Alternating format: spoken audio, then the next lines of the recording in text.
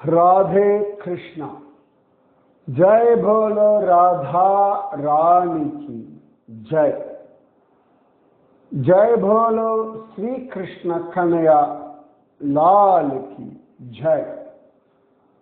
जय बोलो वृंदावन धाम की जय। जय बोलो गोवर्धन गिरिराज की जय। जय बोलो यमुना मैया की जय। जय बोलो साकी गोपाल की जय। भगवान சாட்சியாக இருக்கார். அப்ப சந்தோஷமா இருக்கலாமே, ரைட்? சாட்சியா இருக்கான்றத பயப்படுறதுக்கு என்ன இருக்கு? நிறைய பேர் பகவான் சாட்சி அப்படின்றது நீ தப்பு பண்ணா தண்டிச்சிருவார், நீ பண்ற தப்பெல்லாம் சுவாமிக்கு தெரியும், இப்படி மட்டும்தானே பார்க்கிறோம்.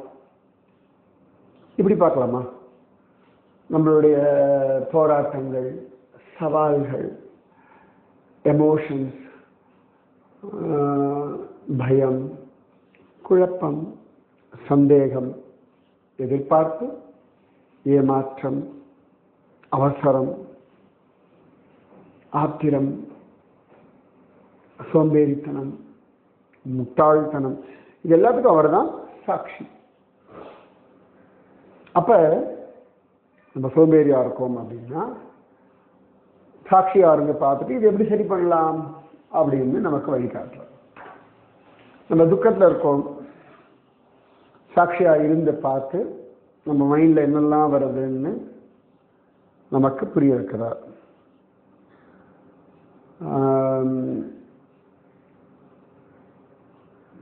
நம்மளுடைய ஒவ்வொரு அசைவுகளையும் சாட்சியா பார்க்கலாம். ரொம்ப ரொம்ப டென்ஷனா இருக்கும், அதனாலதான் உள்ளுக்குள்ளேயும் கொஞ்ச நேரத்துல ஒரு சமாதானம் கிடைக்கிறது. ரொம்ப அவசரமா இருக்கும், உள்ளுக்குள்ளேருந்து ஒரு நிதானம் கிடைக்கிறது. ரொம்ப பயப்படுறோம், உள்ளுக்குள்ளேருந்து ஒரு தைரியம் கிடைக்கிறது. ஸோ சாட்சி அப்படின்னா எல்லாத்தையும் பார்த்துட்டு இருக்க வீக்னஸ். அப்ப என்ன, உங்களுடைய பயமோ கோபமோ வெறுப்போ பொறாமையோ he knows very well.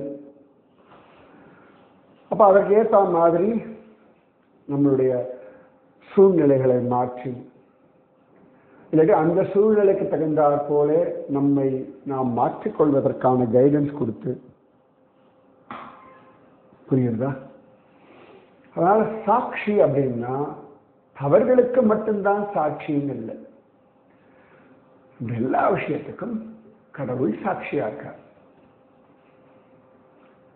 அதனால தைரியமா இருங்கோ, நம்பிக்கையோட இருங்கோ, திருப்தியா இருங்கோ, நிம்மதியா இருங்கோ.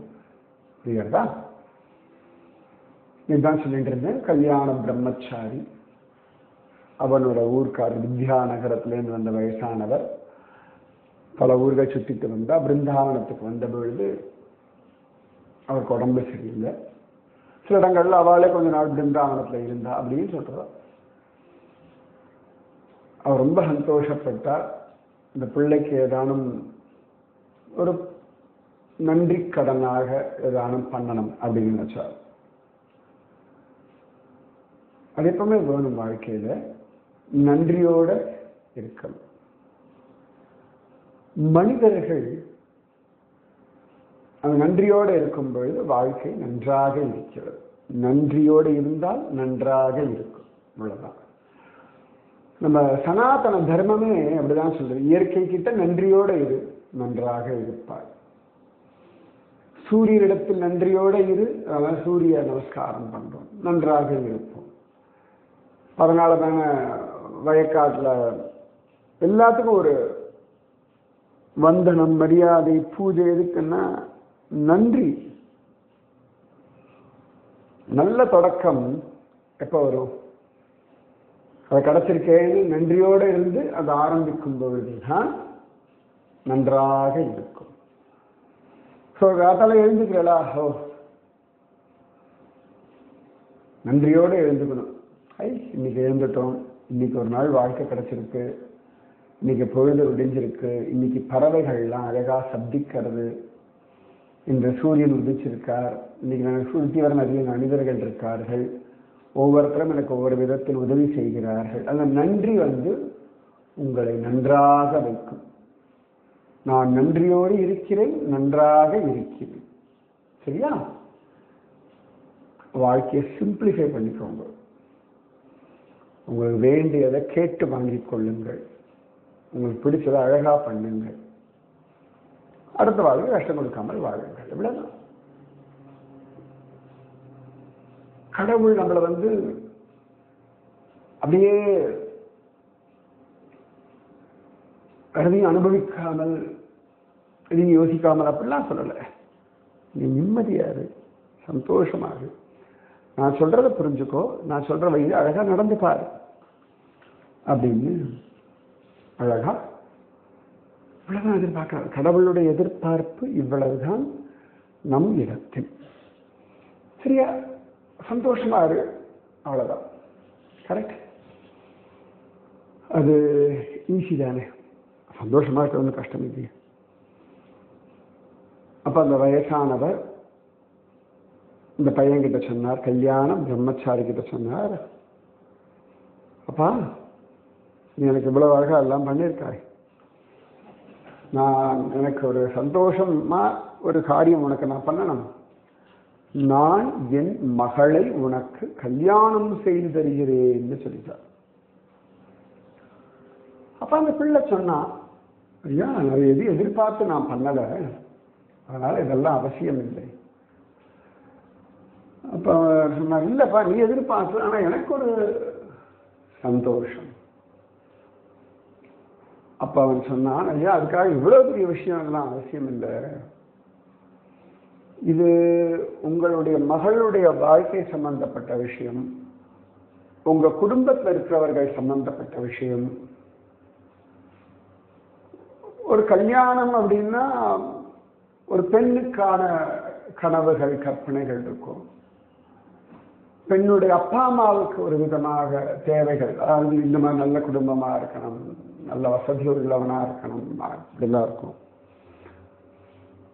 நல்லபடியா வச்சுக்கணும், நல்ல குலம், நல்ல குடும்பத்திற்கு வந்தவனா இருக்கணும். கல்யாணம் பண்ணிக்கிற பெண்ணுக்கோ அழகா இருக்கணும், ஆரோக்கியமா இருக்கணும், அக்கறை உள்ளவனா இருக்கணும் அப்படின்னு அவர்களுக்கு ஒரு எதிர்பார்ப்பு இருக்கும். அது மாதிரி அந்த பெண்ணுடைய சகோதரனோ சகோதரியோ அவர்களுக்கு மரியாதை உள்ளவனா இருக்கணும், உலகத்துல நல்ல பெயரோடு இருக்கணும். இப்படி எல்லாம் ஒவ்வொருத்தருக்கும் ஒவ்வொரு விதமான அபிப்பிராயங்கள் உண்டு.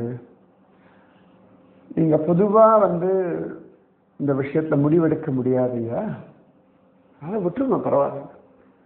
என்னப்பா சந்தேகப்படுறியா நான் வார்த்தை தவறிடுவேன்? இல்லையா, நான் உலகத்தினுடைய நடைமுறை அதை சொல்றேன். நான் அப்ப அவர் சொன்னார், நடைமுறையெல்லாம் இருக்கட்டும், நான் பார்த்துக்கிறேன், உனக்கு என்ன இதுக்கு ஒரு கன்ஃபர்மேஷன் வேணும், அவ்வளவுதானே. இதோ இந்த கோவிலில் இருக்க கோபாலனை சாட்சியா வச்சு நான் சொல்றேன், சத்தியம் பண்ணித்தரேன், என் மகளை உனக்கு கல்யாணம் செய்து தருகிறேன்னு சொல்லிட்டார். இது எல்லாமே நடந்தது இந்த கோவிந்த தேவ் கோவில். நேத்திய சொன்னாலே கோவிந்த தேவ் கோவில், ராதா கோவிந்த தேவ் ரூப கோஸ்வாமிக்கு கோவிந்த தேவ் கிடைச்ச இடம் கோட்டிலா, கோமட்டிலா அப்படின்னு சொன்ன இல்லையா, அந்த இடத்துலதான் இன்னைக்கு அந்த இடத்துல சாட்சி கோபால் மந்திர் அப்படின்னு சொல்லி போர்டு வச்சிருக்காரு. அப்ப சாட்சின்னு சொல்லிட்டா இந்த பையன் அதுக்கப்புறம் ஒன்றும் பேசலை. சரி, ஒரு வயசானவர்கிட்ட ஒரு லெவலுக்கு மேலே என்ன சொல்லி சத்தியம் வேற பண்ணிட்டா, சரி அவன் கேட்கல, அவரா பண்ணிட்டார். அப்புறமா ஊர் சேர்ந்தார்கள். அந்த பிள்ளை, அவருடைய மகள், மகன், மனைவி எல்லாருக்கும் சந்தோஷம். எல்லா விஷயத்தையும் சொன்னால் போனது வந்தது, பிருந்தாவனத்தில் உடம்பு சரியில்லாமல் எல்லாம் சொன்னா ரொம்ப சந்தோஷம். இவ்வளவு நல்ல பையனா, அதுவா அந்த காலத்தில் பார்க்கவே முடியாது. இதெல்லாம் ரொம்ப அபூர்வம். அப்போ அவர் சொன்னார், ஆமாம் அதனாலதான் அந்த பையனுக்கு எதாவது பண்ணணும்னு நினைச்சேன். ஆமாம் ஆமாம் கட்டாயம் இந்த மாதிரி பண்றவாள்லாம் நல்லது பண்றவாளுக்கு நாம ஒரு பரிசு கொடுக்கணும், அது ஒரு மரியாதை. எனக்கு தெரியும் நீங்க எல்லாரும் இப்படிதான் என்ன மாதிரி யோசிப்பீர்கள். உடனே பிள்ளை சொன்னா, அதுக்கு என்னப்பா ஒரு நாள் கூப்பிடுங்க நல்ல சாப்பாடு. அம்மாவும் சொன்னா, ஆமா ஒரு நாள் கூப்பிடுங்க நல்ல சாப்பாடு போடலாம். பையன் சொன்னான், நல்ல வேஷ்டி கொஞ்சம் பணம் தானே கொடுப்போம்ப்பா. உன்னை பெரியவர் சொன்னார், இல்லப்பா இதை விட பெருசா தான் பண்ணணும். என்னப்பா பெருசா பண்ண முடியும், இந்த மாதிரி நல்ல ஒரு பையன் கிடைக்கிறது ரொம்ப கஷ்டம்ப்பா. வாஸ்தவம்ப்பா எல்லாம் எனக்கு புரியுது.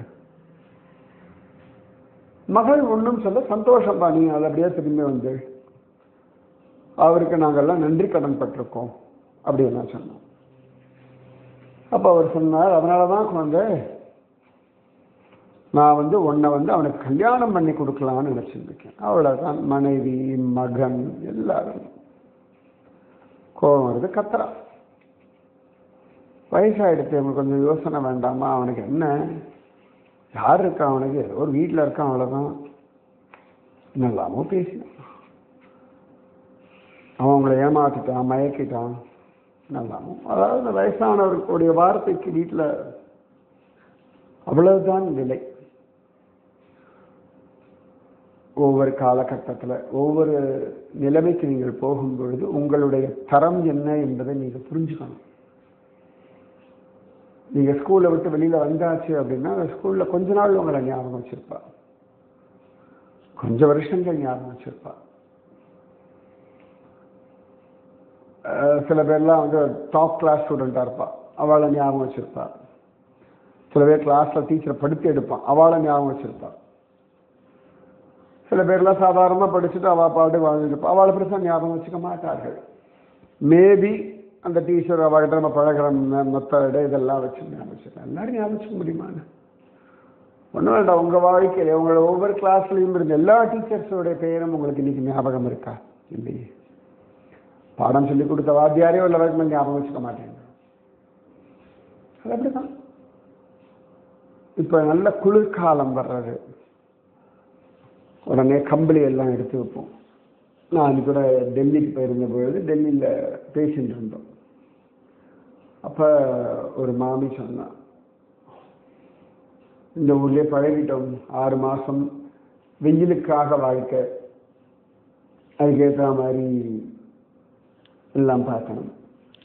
வெயில் முடிஞ்சு குளிர் வந்தது அப்படின்னா உடனே மற்றது எல்லாத்தையும் எடுத்து உள்ள வச்சுட்டு திருப்பியும் கம்பளி, சாக்ஸு, கிளவுஸு, மஃப்ளர், ஷால் இதெல்லாம் எடுத்து திருப்பி குளிர்காலம் இதெல்லாம் எடுத்துட்டு உள்ள வச்சுட்டு திரும்பியும் சம்மருக்கு ரெடி ஆகும். இப்படியே வாழ்க்கை போயிட்டு இருக்கு அப்படின்னா, அப்ப குளிர்காலத்திலே சுகமாக தெரியக்கூடிய கம்பளியோ கிளவுஸோ சாக்ஸோ தெர்மல் வேரோ வெயில் காலத்துல பாரமா தெரியும். இப்போ ஒன்றும் வேண்டாம், நாங்கள் இந்த உத்தராகண்ட்லாம் போனோம் இல்லையா, கூட சில பேர்லாம் வருவா இல்லையா. அப்போ நான் சொல்லுவேன், ஃபர்ஸ்ட் டைம் வருவாங்க, தெர்மல் வேர் எடுத்துக்கோங்க, க்ளவுஸ் எடுத்துக்கோங்க, குல்லா எடுத்துக்கோங்க, மஃப்ளர் எடுத்துக்கோங்க, நல்லா சொல்லுவேன். லிஸ்ட் போட்டு சாக்ஸ் போட்டு எல்லாரும் கொண்டு வருவா. எல்லாரும் இமயமலையான அடிவாரத்திலிருந்தே குளிரும் அப்படின்னு அபிப்பிராயம் இருக்கும். ரிஷிகேஷ் ஹரித்வார்லாம் நல்லா சுடும். அப்போ ரொம்ப சில பேர் என்ன குருஜி இதெல்லாம் எப்போதான் யூஸ் பண்ண போகிறோம் அப்படின்பா. நான் சொன்னேன், இது வருவோம், நாங்கள் ருத்ரப்பிரயாக போயிடுவோம், ருத்ரப்பிரயாக தாண்டி ஜோஷிமர் போயிடுவோம். அது வரைக்கும் வண்டியில் ஏசி இருந்தால் தேவையில்லைன்னுவா, காற்று எல்லாம் சொல்லுவா. பத்ரி போய் இறங்கினோம், கிடு கிடு கிடு கிடுன்னு போடுவார். அது வரைக்கும் பாரமாக தெரிந்த அந்த குளிர்கால உடைகள் எல்லாம் பத்ரி போனோன்னு தெய்வமா தெரியும். அதுக்கப்புறம் நான் சொல்லுவேன், பத்ரியிலேருந்து கிளம்பும்போது இதெல்லாம் இந்த வின்டர் ட்ரெஸ் எல்லாம் எடுத்து உள்ள வச்சிருக்கோம். இல்லை குளிருமே, நான் சொன்னேன் ½ அந்த வெளில போயிடுவோம், ஏன்னா மேலே ஜெர்க்கின் மட்டும் வச்சுக்கோங்க, திரும்பெல்லாம் போட்டுட்டேன்னா கீழே இறங்க இறங்க கொதிச்சுடும் அப்படின்னு சில பேர் கேட்காம போட்டு வந்துடுவா. அதுக்கப்புறம் குருஜி எங்கேயாவது ஒரு ரூம் கிடைக்க மாட்டேங்குது இதெல்லாம் மாற்றிக்கிறதுக்கு. ஏற்கனவே நான் சொன்னேனே அப்படின்னு. அதுதான் வாழ்க்கை. எதுவுமே ஒரு குறிப்பிட்ட காலகட்டத்திற்கு பிறகு நீங்களும் சரி நானும் சரி யாரும் சரி ஒரு அவசியம் இல்லை. புரியுதா? அதனால அதெல்லாம் புரிஞ்சுங்கன்னா உங்க வாழ்க்கை நிம்மதியா இருக்கும். அவ்வளவுதான். இவர் வயசாயாச்சு, இவருக்கு வேலைக்கெல்லாம் போயிட்டு முடிச்சு வந்தாச்சு.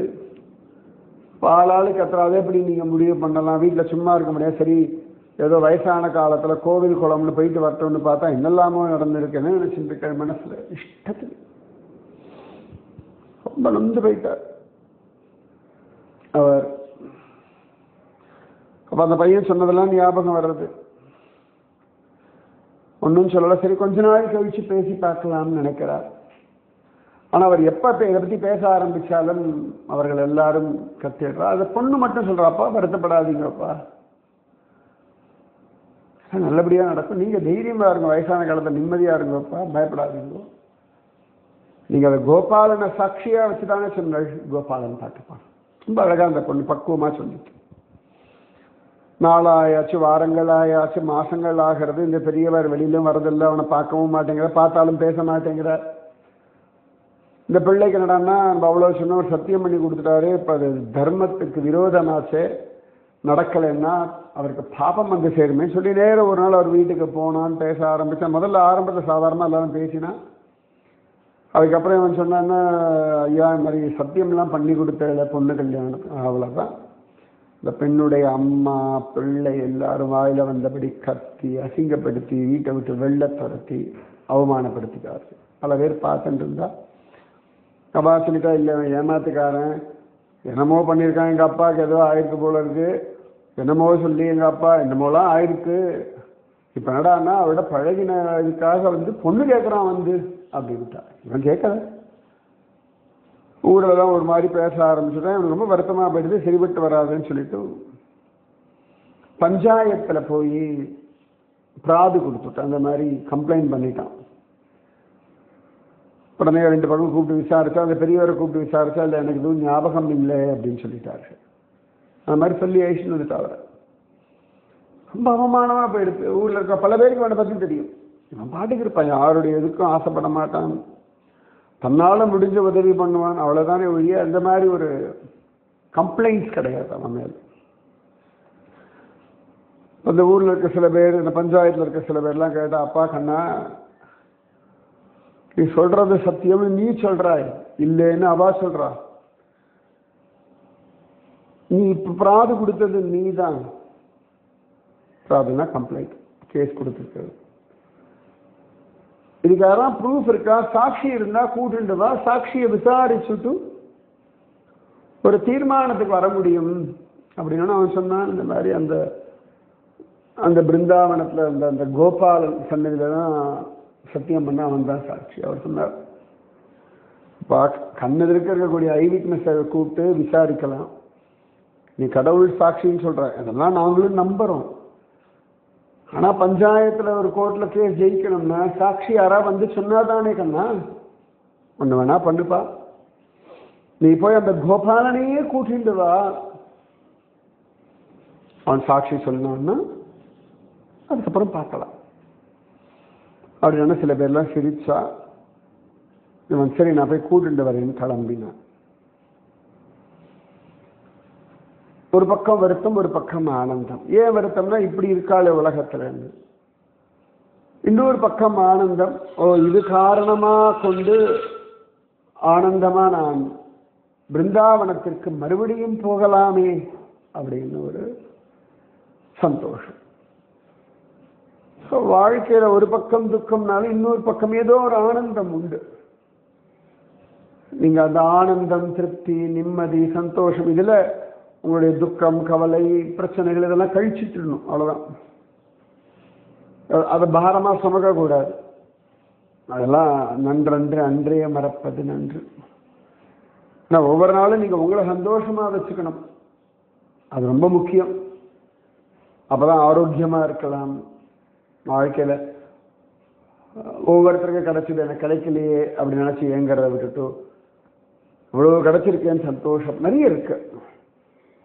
ஒவ்வொரு நாளும் நீங்கள் உங்களை ஆனந்தமாக வைத்துக் கொள்வதுன்றது ரொம்ப அவசியமான ஒரு விஷயம். உங்களை நீங்க ஆனந்தமா வச்சுக்கிறதுக்கு நீங்க தான் பிரயத்தனப்படணும். உங்களுடைய துக்கத்திலிருந்து நீங்க தான் உங்களை காப்பாற்றிக்கணும். உங்களுடைய கேள்விகளுக்கு நீங்க தான் பதில் கண்டுபிடிக்கணும். உங்களுடைய பிரச்சனைகளுக்கான தீர்வு நீங்க தான் கண்டுபிடிக்கணும். வாழ்க்கை அப்படின்றது அப்படி வாழணும். இந்த வாழ்க்கையில ரொம்ப எல்லாம் தெரிஞ்செல்லாம் வாழ முடியாது. அப்படி போக போக போக போக போக தெரிஞ்சுக்கோங்க. எப்படி சிறுபிள்ளையா இருக்கும் பொழுது தாயும் தகப்பனும் வழி காட்டினார்கள். அப்புறம் ஒவ்வொரு காலகட்டத்தில் ஒவ்வொருத்தர் வழி காட்டுவார்கள், உதவி செய்வார்கள். அப்படியே கற்றுக்கிட்டு போயிட்டே இருக்க வேண்டியதுதான். நின்று நிதானிச்சு கற்றுலாம் இருக்க முடியாது. அன்றைய பொழுது, அன்றைய சூழ்நிலை, அன்றைய பாடங்கள், அன்றைய விஷயங்கள், இதை கொண்டு வாழ்க்கையை நீங்க வாழத்தான் வேணும், கற்றுக்கொள்ளத்தான் வேணும். அப்படிதான் வாழ்க்கையானது நிர்ணயிக்கப்பட்டிருக்கு. அப்படிதான் வாழ்க்கையானது டிசைன் பண்ணப்பட்டிருக்கு. ஸோ நீங்க எல்லாம் கற்றுண்டு அப்புறமாலாம் வாழ ஆரம்பிக்கிறேன். பர்ஃபெக்டாலாம் முடியாது. அப்படியே வாழ்ந்து வாழ்ந்து வாழ்ந்து பார்த்து விஷயங்களை கற்றுக்கொள்ள வேண்டும். இது வரைக்கும் யாரும் அந்த மாதிரி பகவான சாட்சிக்கு கூப்பிடல. கலியுகத்தில் இந்த பையன் சொல்லிட்டான், கூட்டுண்டு வான்னு சொல்லியாச்சு. அவனும் நம்பிக்கையோட கிளம்புறான். நம்பிக்கை அது உலகத்தில் இது வரைக்கும் யாருக்கும் கிடைக்காது கூட நீங்க ஆசைப்படலாம். யாருக்குமே நடக்காது கூட வேணும்னு நீங்க ஆசைப்படலாம். தடையே கிடையாது. உலகத்துல ஏற்கனவே சில பேருக்கு நடந்ததுதான் உங்களுக்கு நடக்கணும்னு அவசியம் இல்லை. அதை விட உயர்ந்ததாகவும் உங்களுக்கு கிடைக்காது. உங்களுடைய தேடல், உங்களுடைய தாபம், உங்களுடைய தவிப்பு, உங்களுடைய முயற்சி. நிச்சயமா பகவானுடைய அனுகிரகம் இருக்கு. பகவான் உனக்கு இவ்வளவுதான் லிமிட்டேஷன் சொல்றது இல்லை. அது வரைக்கும் நீங்க எந்த லெவல் பண்ண போகலாம். புரியுதா? ஸோ சாட்சிக்கு அவன் மீண்டும் பிருந்தாவனம் வந்தான்.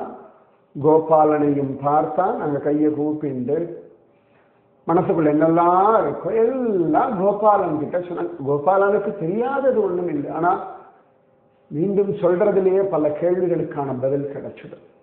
புரியுறதா? உங்கள் கண்ணன், உங்கள் பகவான், நீங்க பேசுங்க. இந்த மாதிரி எல்லாம் இருக்கு, எனக்கு இந்த மாதிரி ஆசைகள் இருக்கு, இந்த விஷயத்துல பொறாமை இருக்கு, இந்த விஷயத்துல காமம் இருக்கு, இந்த விஷயத்துல தேடல் இருக்கு, இந்த விஷயத்துல தவிப்பு இருக்கு. ஜஸ்ட் நிம்மதியா சொல்லுங்க. புரிகிறதோ? சொல்லித்தான் பாருங்களேன், கேட்டுத்தான் பாருங்களேன். சோ மீண்டும் பிருந்தாவனம் வந்தான். கண்ணனிடம் விஷயம் சொன்னான். மீதி விஷயம் நாளை சொல்வேன். ராதே கிருஷ்ணா. ராதே கிருஷ்ணா கிருஷ்ணா ராதே, ராதே கிருஷ்ணா கிருஷ்ணா ராதே, ராதே கிருஷ்ணா கிருஷ்ணா ராதே, ராதே கிருஷ்ணா கிருஷ்ணா ராதே. जय बोलो राधा रानी की जय. जय बोलो श्री कृष्ण कन्हैया लाल की जय. जय बोलो वृंदावन धाम की जय. जय बोलो श्री कृष्ण कन्हैया लाल की जय. जय बोलो गोवर्धन गिरिराज की जय. जय बोलो यमुना मैया की जय. जय बोलो साक्षी गोपाल की जय. राधे कृष्णा.